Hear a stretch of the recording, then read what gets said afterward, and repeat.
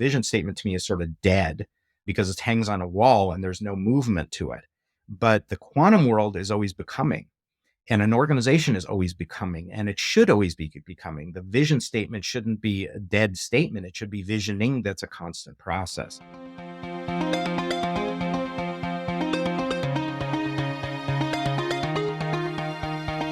Hey everyone, it's Amy Lynn and you're listening to Create Magic at Work. Create Magic at Work is on a mission to equip senior leaders with tools they need to be a true quantum leader and actually understand what that means.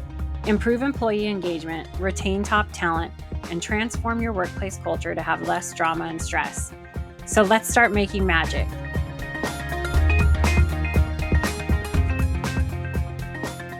Welcome to another episode of Create Magic at Work. Today, I am so excited to bring you returning guest, Dr. Josh Plaskoff. If you remember Dr. Josh Plaskoff and his prior interview, he was on the show talking about revolutionizing the employee experience. And since that time, Dr. Josh and I have become friends, connecting and talking about quantum leadership. And we could probably talk about it for hours if we had the time. So I asked him to come back as a guest, a wildly popular guest, and share some more insights from his lens of quantum leadership and employee engagement. So let me tell you a little bit more. If you're new to tuning in, Dr. Josh Plaskoff is an expert in employee experience, organizational transformation, and leadership development. With over 3 decades of experience, he helps companies improve performance, foster community, and create meaningful employee experiences. His expertise spans knowledge management, communities of practice, and designing learning cultures that drive engagement and innovation. In his previous conversation, as I mentioned, we focused on the employee experience. Today, I asked Dr. Plaskoff to come on and dive into quantum leadership with all of us. And also, we might get into some fun discussion around team building and what leaders can do to have successful team builds in the workplace. Dr. Plaskoff, welcome back to Create Magic at Work. Thanks for being here. I'm happy to be back, Amy. I love talking with you. So I've been looking forward to this conversation for a while. Yeah, me too. Me too. So what kind of got us on this, where we have to get in and record this again, is we started talking about the word quantum and how it's used quite a bit lately. I see it everywhere in the workplace, as far as people marketing. Coaching is one that comes to mind, as well as like some other leadership type things. Like, do you want to take a quantum leap? Work with me, or let me help you get into the quantum space. So I want to hear what your thoughts are on that. And what does that mean to you that people are, I think this word's becoming popular in like pop culture, I guess, right? Are we using it wrong? What's your take on it? It's interesting. It's become kind of a sexy word, I think. I think people just use it because it sounds cutting edge, or they use it to seem cutting edge. And that's okay. I actually use it quite literally when it comes to quantum. When I talk about quantum, I'm actually talking about quantum theory and how it applies to some of the things that we're thinking about, and some of the deep ideas of complementarity or uncertainty that are the basis of quantum physics actually have a lot to teach us about being human beings, about leadership, about organizations. So for me, it's actually, how do you use the theoretical constructs to get a better understanding of all these things that have sort of been elusive in our thinking, in our theories, because we've been sort of looking at old models of thinking. For example, really quickly, a lot of our social theories have been based on classical physics, on the idea of independent atoms bouncing around with each cause and effect kind of thing with each other, as in sort of this meaningless world. And that's worked pretty well. but it's what quantum physics says is it's not very accurate. It's an approximation. So we've been living with these theories for 300, 400 years, and we haven't questioned them at all. But if you start using quantum physics, you start seeing some new things that are like, wow, okay, that makes us look at people a different way, at organizations a different way, at really kind of our connections and relationships in a different way as well. So, can you, for those of us that aren't deep into quantum physics, can you give us an example of how we've been operating business for the past 300 years compared to what it could look like from a quantum leadership perspective? Yeah, so there are different constructs to use. I'll use a relatively simple one. We have been kind of trained in our culture to think in either or constructs. It's either this or it's that. And it can't be both at the same time, especially if they're contradictory. But what quantum physics says, and if you think about light, light itself is actually two different types of things. It's a particle and it's a wave, depending on how you look at it and how you measure it. And those are very distinct. A particle is a bounded thing that takes up a localized amount of space. And a wave is spread across space, and it's not a particle at all. It's not a thing. It's sort of a field almost. And light is both of those simultaneously. And physicists thought, how's that possible? That's totally impossible. Well, it is. And if you think about organizations, what we tend to do is we think about it as it's either centralized or decentralized. It's either a top down or a bottom up. It's either, we have a lot of these dualities that we've kind of locked ourselves into, and then we choose one and we just follow that down the pathway. But if you think about some of the ancient ways of thinking, the idea of Taoism, ancient mysticism, actually they have this same concept built into them.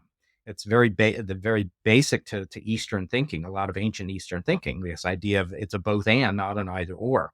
Well, that changes things. That makes us think a little differently about the complexity of organizations and not to oversimplify them to the point where we only choose one pathway or one way of looking at it and say, okay, well, that's it. It's got to be that. So it'll broaden our thinking in terms of organizations to think about it as both of these kind of, the collective and the individual. That's a good one.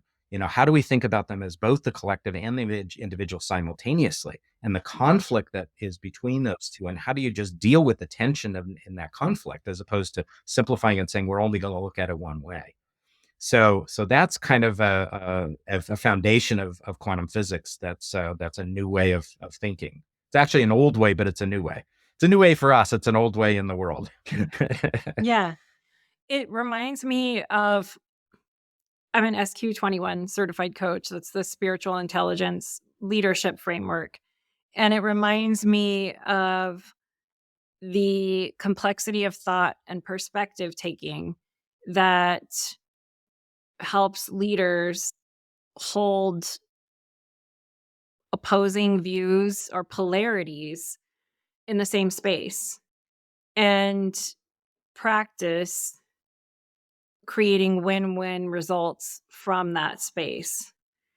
I mean, do you see a business world where people are really practicing holding polarities and moving? Do you see the corporate or the business world moving into this quantum leadership type space? I think some are. I think it's still considered fringe, and it doesn't fit the current models that are very kind of limited in terms of their thinking. So it takes some a little bit of rebelliousness to do it. But I think there are some that are. I know I'm teaching it in my leadership classes to students. And the one thing that I try to focus on is what I call the two sibling model, because it's based on my two sons who are basic opposites of each other, and I have to parent them and in the same household. And I can't throw out one son for the other. I have to keep them both together because I love both of them, and I've got to parent them both. And if you think of an organization, it's almost the same thing. There are two children that don't get along with each other. One I like to call the machine, And that's the part of the organization that keeps us going. That's sort of the what we look at traditionally in business schools is, how do we keep growth going and be efficient and effective? And how do we measure things? And how do we set goals for it and planning and strategizing and all that? And the other child is the community, which is how do we care about each other? How do we create a sense of community and feeling and emotions? And how do we deal with our humanity in the workplace as well? And in most cases, we've thrown out the community piece because it's not measurable and it's sort of touchy feely, wishy washy sort of stuff. And we've been taught more to focus on measurement and quantification and objectification and all that kind of stuff. Unfortunately, the way I've seen it is that the engine for the organization is really the community. It's not the machine. And this is why people are struggling with motivation and with engagement and all these wonderful things. Well, the organization, the way we look at it, is basically pushing all that out and saying, unless you do it in a mechanical way, you're not really touching what makes us collaborative and what makes us motivated, which is the humanness that's within us. And so those two have to reside together. And so that's a major, major polarity that I've been teaching. And actually, that I think that's one that's kind of threaded through, the history of organizations and theories. If you look at like Frederick Taylor, who was very much about the machine in the 1920s, but you also look at Mary Parker Follett, who was a social theorist in the 20s, who basically said the purpose of leaders is to make more leaders. So she was way ahead of her time and was talking about that human aspect. And really, it's a both and. It's how do you have them both? How do you row the boat and build it at the same time? Yeah. If somebody feels like they're working in a corporate structure or even within their own business and they want to step into maybe a quantum leadership inspired space, what's one thing they could do that might help them shift towards that and why? Yeah, I mean it's hard because everybody wants sort of the recipe and the checklist, and I don't think that's the way to do it. It's interesting because I see a lot of transformations going on. There's, everybody's in a digital transformation or a cultural transformation, organization. All the jobs are transformational managers and transformational leaders and all of that. And I look at it and I think to myself, the only way to get to transformation is through transformation of thinking first. And if you try and transform using the old thinking, you're not going to transform. You're basically just changing. You're kind of just, you know, moving things around. But if you transform your thinking, then you're really getting to true transformation. So really to me, the first step is to start challenging assumptions, challenging what we think is the way to do things. We challenge things that are, this is the way we've always done it. This is the theories that we've always followed. It doesn't mean that they're wrong. It just means that they may be insufficient, or they may be incomplete, or they may need to be supplemented by other ideas. So to me, the key is really starting to look surface assumptions and start challenging those assumptions. That's really hard because it's getting to the heart of kind of our reality and our identity, and we like to protect that. And it's very scary, but really that's the only way to get to transformation, is to start to challenge and to say, what if we looked at it in a different way?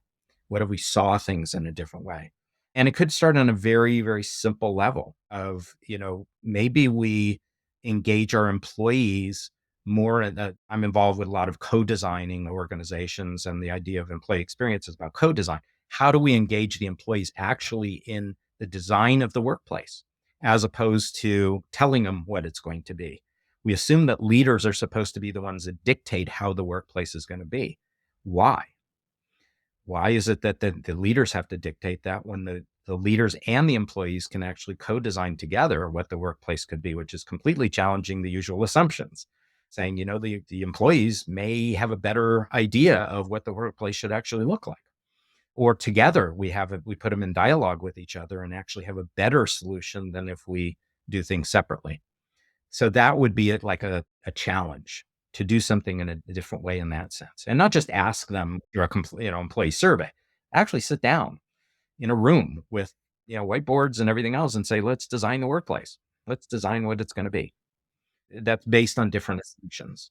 Well, it's based on a lot of different things, like, that would involve the leader saying, "I don't know everything, and let's figure it out together." And that shifts that whole paradigm also where we've always worked in, like, well, if you have this title, you are supposed to have the answer. And then the other thing that came up for me while you were sharing that, I see it a lot. I've seen it a lot. You have a new person that's hired, small business, large corporation, and the new person is making suggestions, and everybody around is like, who are you to be making suggestions right now? You're new. You don't know anything. You don't know what we've been through. You don't understand XYZ of how we got here. And you just need to learn the program before you start giving your feedback. What's your take on that? You reminded me of that as you were sharing that. Let's go back to quantum physics again, to kind of one of the core things of quantum physics. I think it was, I can't remember, it was Heisenberg or Bohr who said that if you think you understand quantum physics, you really don't.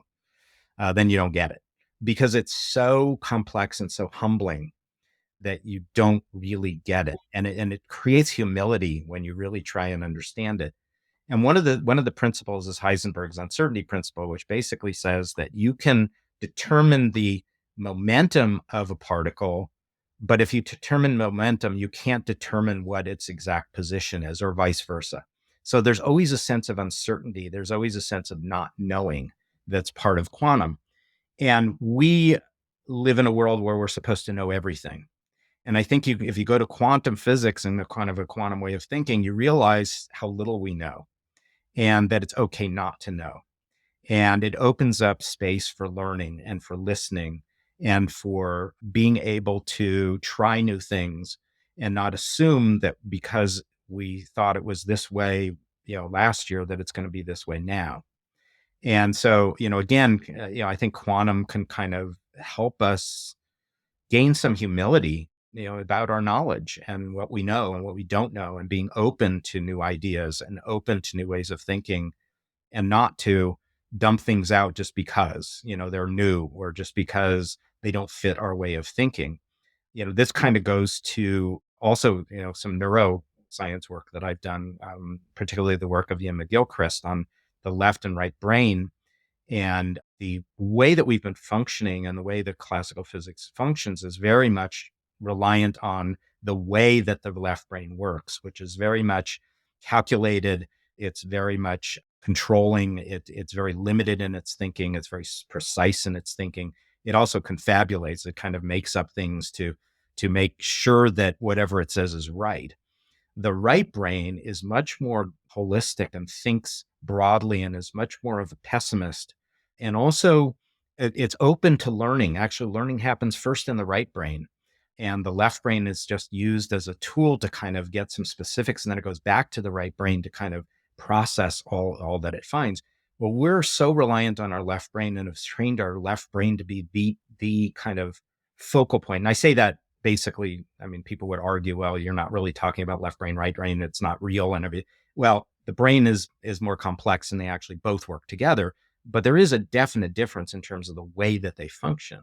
And so a lot of, kind of this dismissal of ideas comes from that left brain and its need for familiarity.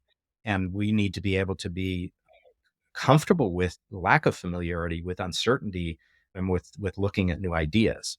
And I think that's also, a link to this whole quantum idea is, this idea of uncertainty and being comfortable with that uncertainty, because that's how the universe is. That's how the world is around us. We don't know. We think we do, but we don't. And be open to possibilities, other possibilities. Yeah, because if your left brain is so stuck in what it believes and what it feels comfortable in, then as you just said, we're shutting ourselves off to what Deepak Chopra calls like the field of pure potentiality. And so how do we open ourselves up to, like, if we feel so entrenched in, like, this is where I feel safe. I mean, some of the things I'm thinking are like, do we even need transformation? Are we okay where we're at? Why is that a thing anyway? Right? These are just some of my devil's advocate questions. And if I'm so ingrained in my left brain and I so believe what I believe, which hinders me in taking on maybe new beliefs that might be more innovative, how do I break out of how does someone break out of that? Yeah. It brings up another thing that, kind of goes back to the, kind of the challenging. My work has been challenging the idea that we focus on the structural elements. And most of the time that we look at organizations, we think very structurally, and that we think of things. Everything is a thing, a resource, a thing that you move around, that you manipulate, that you put into a process, whatever it is. Everything's a thing. Vision statements are things. And what quantum physics says is that's not true. Things are relationships first, and their thingness comes out of relationship. And so we live in a relational world. So that means that we should be focusing on relationship as primary, not at things as primary. So that would take us away from looking at how do we create a vision statement to the verb, how do we do visioning, and how do we create a relationship between us and the vision and our vision and our visioning. That kind of changes things from this kind of static being where, vision statement to me is sort of dead because it hangs on a wall and there's no movement to it. But the quantum world is always becoming, and an organization is always becoming, and it should always be becoming. The vision statement shouldn't be a dead statement. It should be visioning. That's a constant process. And so it's about relationships of people to each other, people to their work, people to the community that they're in, people to the visioning, people to the purpose. All of those things are relationships. And when we tend to focus on how do we improve our organization, we'll focus on, well, how do we move things around? How do we change reporting structures? How do we reorganize our work into different buckets? Instead of looking at, well, how do we change the relationships that we have to that work and to each other that are really the basis of the work itself? And that again comes from sort of a quantum view. And actually, McGilchrist talks about that in terms of the brain, because our right brain is much more around relationship, while the left brain is more around things that you manipulate and that you grasp. And so again, the right brain, and kind of going back to sort of Eastern thinking and all of that, it's about relationships. It's not about things. Things come out of the relationship. So that's another sort of radical shift that can happen as a result of thinking more quantum and opening up new possibilities for how we address organizations.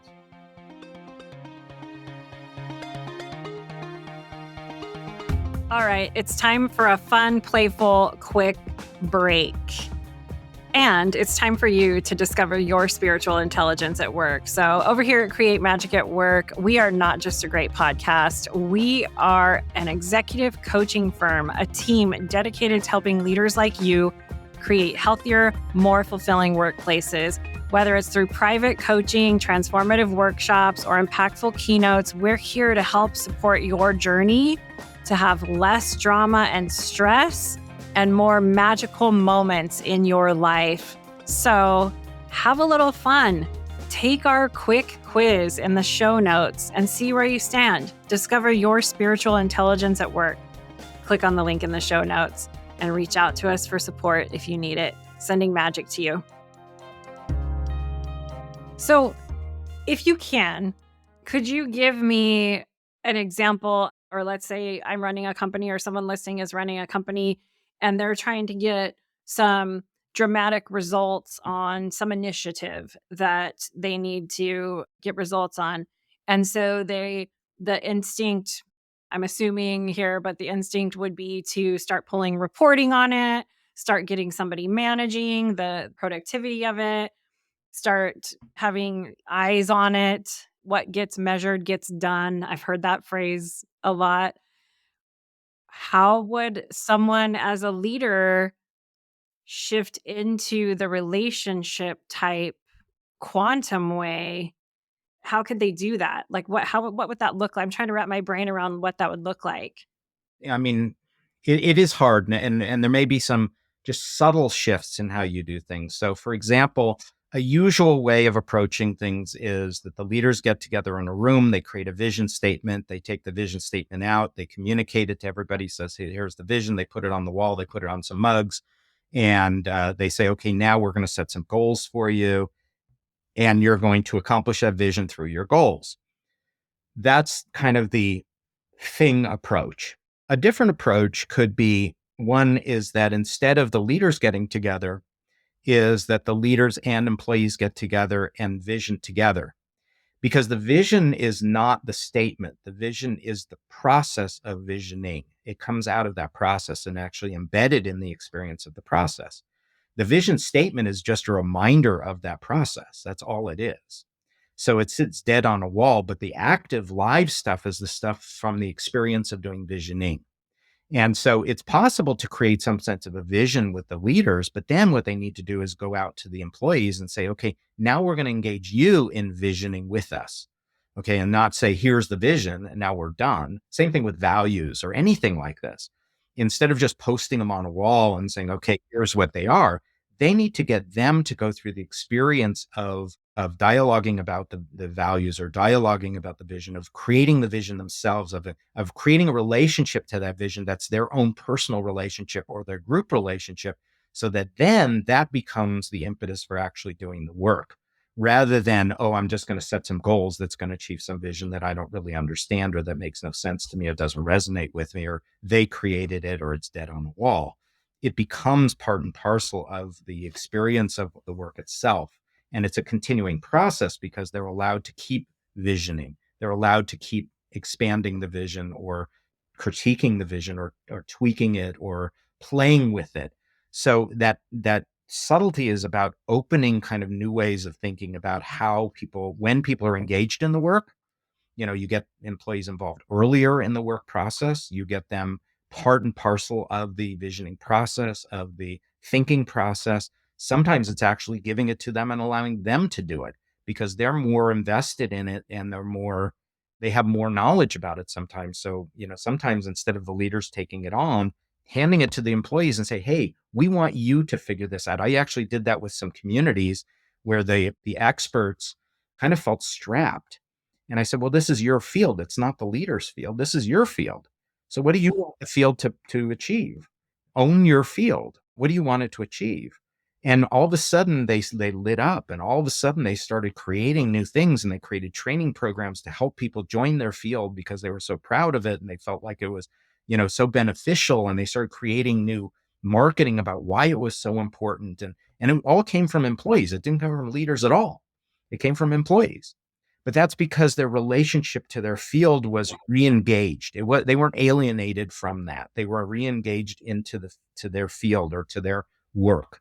So what we tend to do with the old processes is we alienate people from the work. We alienate them from the vision. We alienate them from being a part of it or experiencing it. We need to get rid of that alienation. And I think that's part of the quantum idea, is realizing that this relationship is not about alienation. It's the exact opposite. It's about creating connection. It's about actually making a part and parcel of their work and who they are, their identity, and their relationships with each other. It's not a simple thing. This is it's hard. I mean, same thing with quantum physics. It's like pick up a quantum physics book and try and read it. It's like, I don't know what this is saying. This is kind of the same thing. It's very abstract, and it's very fuzzy in some sense, but there are ways to do it that are slight kind of tweaks of thinking and approaching and challenging sort of old ways of thinking that we can move it forward. Yeah, I like that. That's just one thing that we can all try, is try visioning with everyone to help feel like we're tapping into that quantum leader space. And as you know, Dana Zohar's work, the quantum leader, that's where we have the business decisions start to ripple out to communities and to the planet and to humanity as a whole. How do we avoid falling into the trap?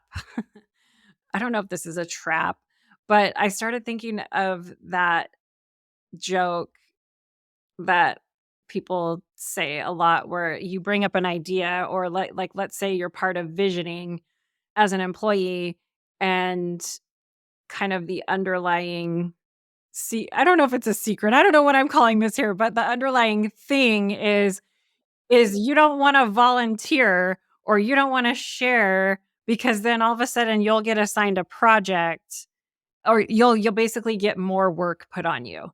So there's an unspoken thing in the corporate world where you're sitting at the boardroom table or you're sitting at the meeting table, you might know the answer, you might know the innovative thing to help, solve whatever issue is at hand, but you don't offer it because you know that when you say it, you'll be assigned the project and you'll add more to your workload. I'm bringing like the real and the raw right now. So how does that play into a company that wants to involve everyone in visioning and then you get a bunch of mute people that don't want to share? Yeah, I mean, it is hard. I mean, there are a lot of things that are currently in organizations that we've built in that have been kind of roadblocks for change of some things, roadblocks for innovation, roadblocks for participation, engagement, things like that. And that's what, a lot of these fights are, is, oh, we want employees engaged, but there are a lot of things that are just built into the workplace that we've sort of created that are preventing some of those, or that are discouraging it in some way. And it's hard. I mean, it's really difficult to, I don't want to say this is easy. I think there's sort of an ideal that you want to throw out there and say, boy, this would be great. And then there's the real, which is, oh, but we have all these challenges. And I don't want to say that there's, kind of an easy way. I mean, I think there's some fundamental changes that have to happen in organizations, and, maybe this is society in general. And it has to do with our fundamental relationships with work and with each other, that are relationships of responsibility. And I'm not saying accountability for a reason. I don't like the word accountability because I think I don't know, it's backwards. Our responsibility is that you're responding to another because you made a moral commitment, because you're part of a community or part of a relationship, and you must do it.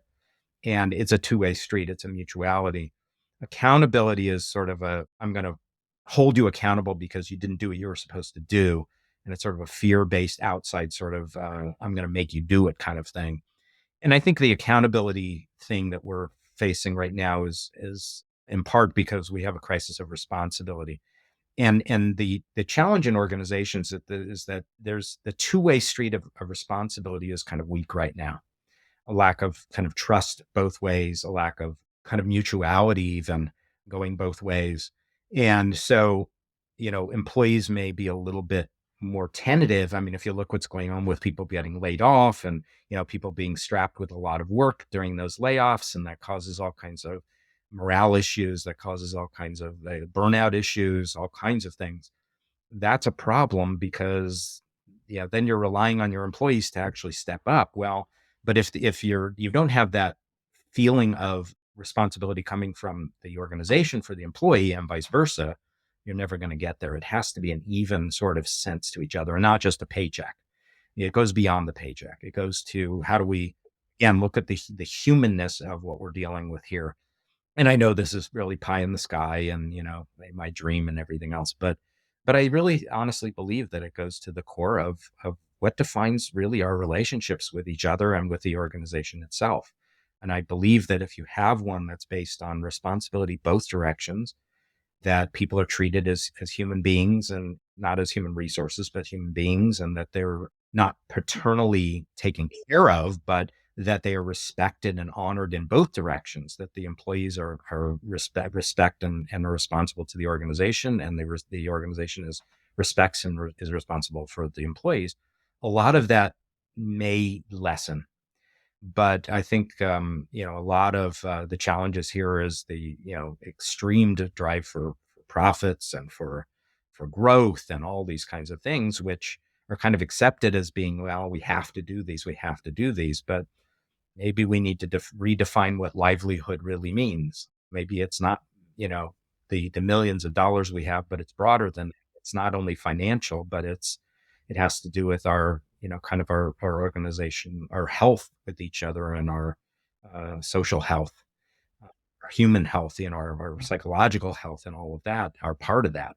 And I think that's sort of neglected, and that's what leads to some of these tensions that you're talking about, of people not wanting to participate because, well, I can't take on any more. And I would hope that somebody would raise their hand and say, yes, I'd love to. I really want to do that. But I don't think you can do that if you're not in balance. If you don't have balance where people feel like their work is balanced and that their respect and appreciation for what they bring to the table, both financially and in terms of their recognition is balanced, then you've got a problem. And that's the reality, unfortunately. That's the reality. Yeah.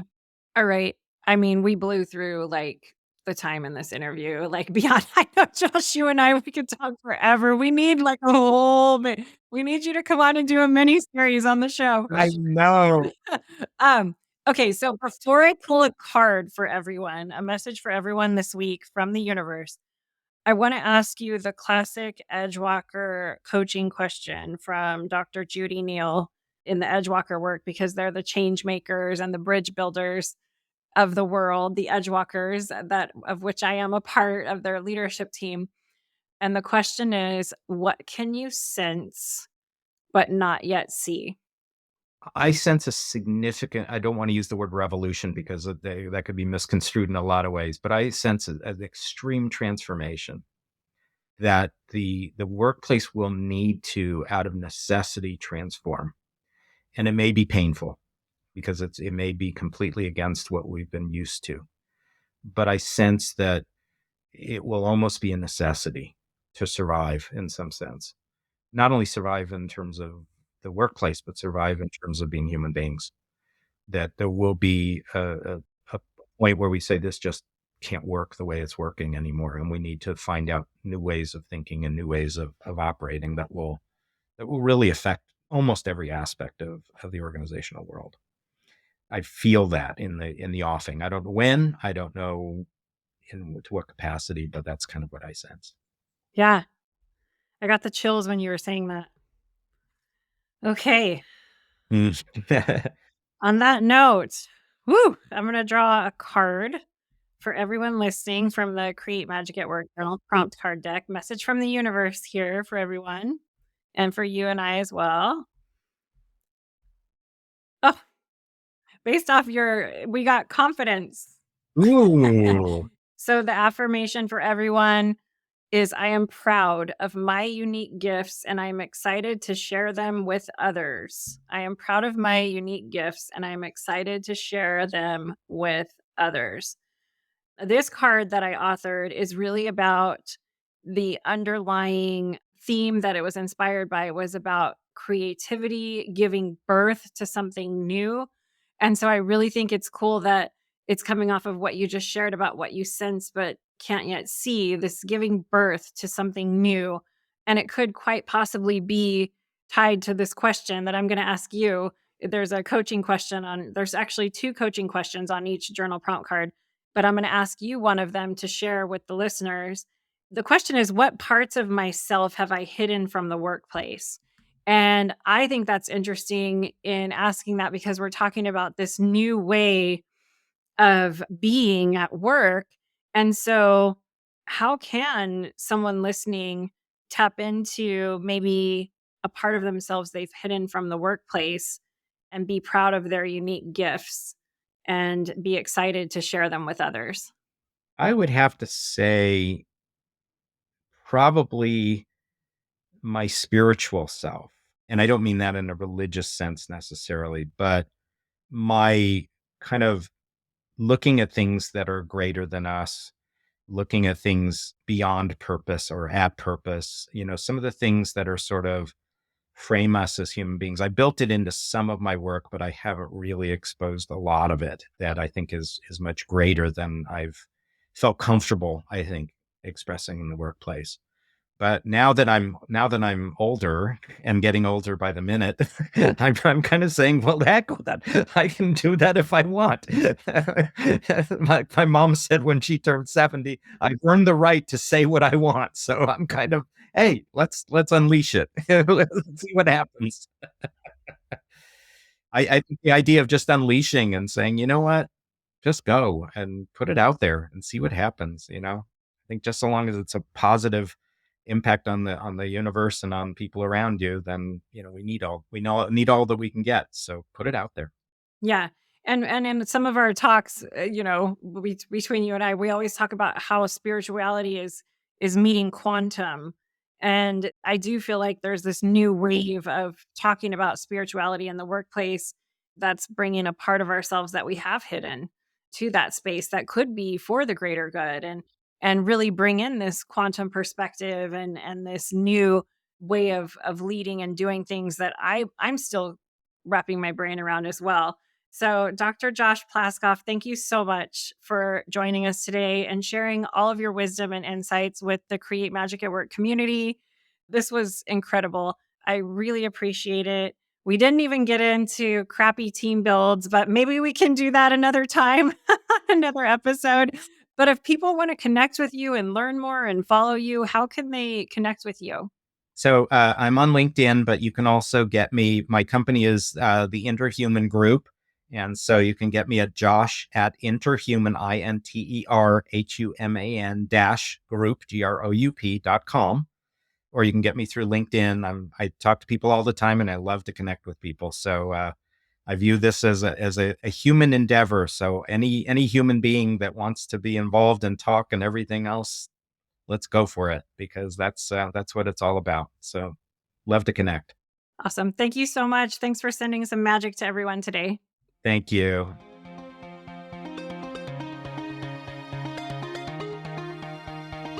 I want to thank each and every one of you for coming back every week to listen to a new episode of Create Magic at Work and really helping to support and advocate for healthy leaders, workplaces, and lives for all of us. If you want any information on how to connect with me, click on the link in the show notes. You'll get access to all of the social media links for Create Magic at Work. Stay following along for more amazing episodes where we help you improve productivity and profitability in the workplace and decrease stress. Sending magic to everyone, and see you next time.